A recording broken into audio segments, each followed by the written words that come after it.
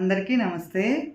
ఈరోజు శనివారము, అలాగే శ్రవణ నక్షత్రం అండి, అలాగే సప్తమి తిథి అండి.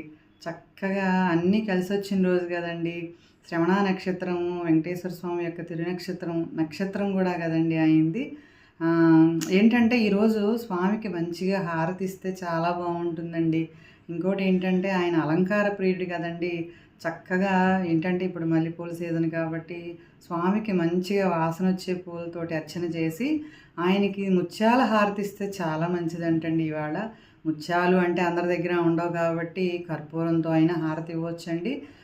ఇంకోటి రాత్రి పడుకునేటప్పుడు కూడానండి స్వామికి హారతిస్తే చాలా బాగుంటుందంటండి. మన ఇంట్లో సుఖశాంతులతో ఉంటామని చెప్పేసి పెద్దలు చెప్తారనమాట.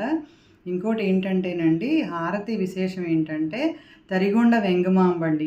ఆవిడ మనం వింటూ ఉంటాం కదండి, తిరుమల వెళ్ళామంటే చక్కగా పైన భోజనం అక్కడే చేస్తూ ఉంటాం కదా, వెంగమాంబ గారి భోజనశాలలో. ఆవిడ ప్రతిరోజు ఉదయం వెళ్ళి స్వామివారికి హారతి ఇచ్చేవారంటండి. ఆనంద నిలయంలో ఇస్తే అక్కడ ఒక అర్చక స్వామి ఆడవాళ్ళు పొద్దున్నే వచ్చి హారతి ఇవ్వడం ఏంటి అని చెప్పేసి కొంచెం దూషణగా మాట్లాడారంటండి. ఇంకా ఎంతైనా ఆవిడ బాధ కలుగుతుంది కదండి. అక్కడ ఇచ్చే హారతి వదిలేసి ఆవిడ ఇంటికి వెళ్ళిపోయారంటండి.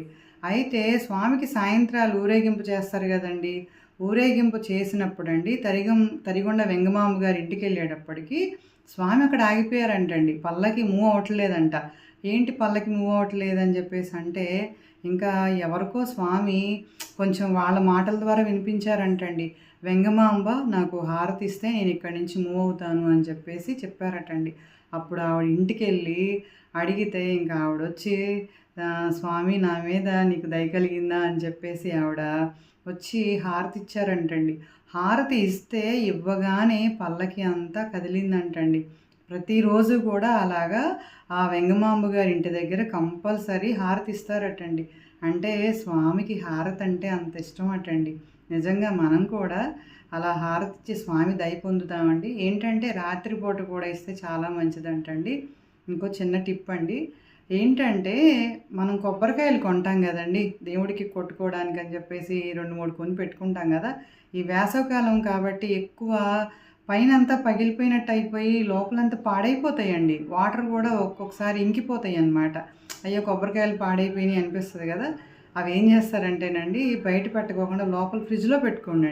ఫ్రిడ్జ్లో పెట్టుకుంటే కొబ్బరికాయలు కొన్నాళ్ళు మనం కొట్టుకునే వరకైనా బాగుంటాయి కదా.